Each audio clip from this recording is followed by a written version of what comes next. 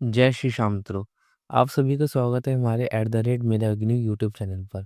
जैसा ही आप सब जानते हैं कि जो हमारी MGPE 7 गांधी पश्चात अहिंसक आंदोलन की जो सीरीज चल रही है, हम उसी का आगे कंटिन्यू करते हुए जो हमारे आज के टॉपिक हैं उसको हम डिस्कस करेंगे।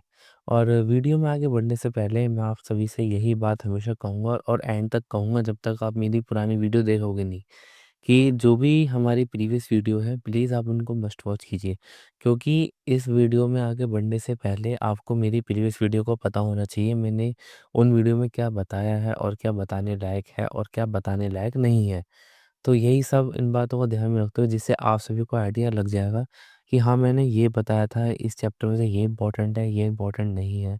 तो प्लीज़ आप उनको मस्ट वॉच कीजिए क्योंकि ये आपके लिए भी बहुत बेनिफिशियल रहने वाली है।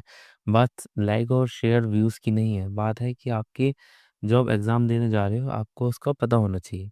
तो चलिए हम स्टार्ट करते हैं। जैसे कि जो हमारा आज का टॉपिक है वो है दक्षिण अफ्रीका में रंग भेद विरोधी आंदोलन। ये मोस्ट इम्पोर्टेंट चैप्टर है और इग्नू का मोस्ट फेवरेट सब्जेक्ट मैं कहूँ इस टॉपिक में से इग्नू हमेशा पूछता है। तो अब हम देखते हैं कि इसमें से इम्पोर्टेंट क्वेश्चन क्या है उसके बारे में हम डिस्कस करते हैं। इसमें जो पहले जो क्वेश्चन मुझे दिख रहा है जो कि मोस्ट इम्पोर्टेंट है, क्वेश्चन नंबर 5, दक्षिण अफ्रीका के अंदर और बाहर के लोगों अंगीकृत रंगभेद आंदोलन की भूमिका, प्रभाव और रणनीतियों की चर्चा कीजिए। देखिए, इस चैप्टर में 3 अवस्थाएँ दे रखी हैं और तीनों अवस्थाएँ आपको पढ़नी है। अगर अवस्था के हिसाब से लिखोगे तो एग्ज़ामिनर को ये हो जाएगा कि हाँ भाई, इस बंदे ने इस चैप्टर के बारे में पढ़ा है, जब भी इसने इतना कुछ लिखा है। तो चलिए मैं आपको बता देता हूँ कि कहाँ से कहाँ तक आपको पढ़ना है। जैसे कि आप ये आंसर का स्टार्ट करोगे, वो करोगे 20वीं शताब्दी का दक्षिण अफ्रीका का रंगभेद नस्लीय आंदोलन, और ये ख़त्म करना है रंगभेद आंदोलन की तुलना राष्ट्रीय मुक्ति आंदोलन और मार्क्सवाद से की जा सकती है। सिर्फ पहले इतना लिखना है और आगे का सारा काट देना है। और उसके बाद मैं आपको बता देता हूँ, इसमें आपको रंगभेद के 2 मुख्य पहलू दे रखे हैं, दोनों पहलू लिखने हैं।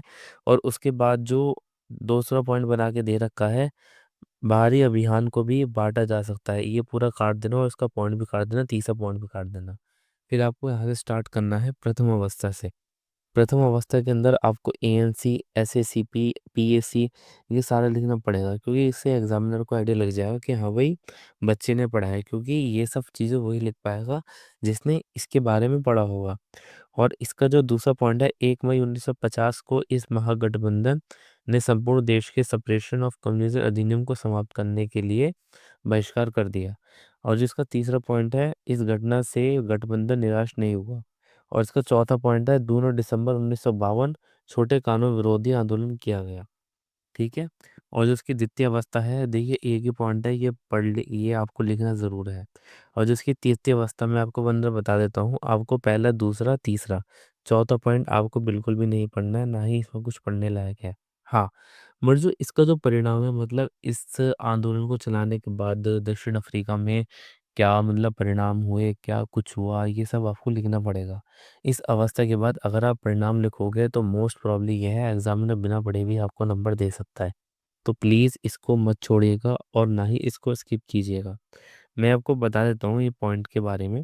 इसका जो पहला पॉइंट है वो है, दक्षिण अफ्रीका पर अंतर्राष्ट्रीय प्रतिबंध और आंतरिक संघर्ष का बहुत अधिक दबाव पड़ा। मोस्ट इम्पोर्टेंट है। उसका यह संकेत विभिन्न रंग विरोधी अधिनियम को निरस्तीकरण के रूप में दिखाई दिया। यह कार्य उसने 1986 से आरंभ कर दिया गया। दक्षिण अफ्रीकी सरकार ने उस 1990 तक आंदोलन करने वाले विभिन्न संगठन, राष्ट्रीय अफ्रीकी कांग्रेस ANC, PAC, SACP को हटा दिए। रंगभेद व्यवस्था को गिरफ्त अधिनियम 1913, 1936, लैंड अधिनियम, इन सबको रद्द किया गया। 1991 में अफ्रीकी कांग्रेस ANC के अध्यक्ष नेल्सन मंडेला 27 वर्ष बाद जेल से मुक्त कर दिया गया और 4 वर्ष पश्चात 1994 को दक्षिण अफ्रीका का राष्ट्रपति बनाए। तो इसी के साथ जो हमारा आज का टॉपिक है वो ख़त्म होता है। और जो हमारी इस चैप्टर का जो लास्ट सीरीज़ है, चैप्टर नंबर 16, पोलैंड में सॉलिडेटरी आंदोलन, इस चैप्टर में से कुछ भी नहीं आएगा और इसके बाद आपकी जो बुक है वो कंप्लीट हो चुकी है। तो अब हम मिलते हैं आपसे नेक्स्ट वीडियो में, तब तक के लिए जय हिंद, जय श्री राम।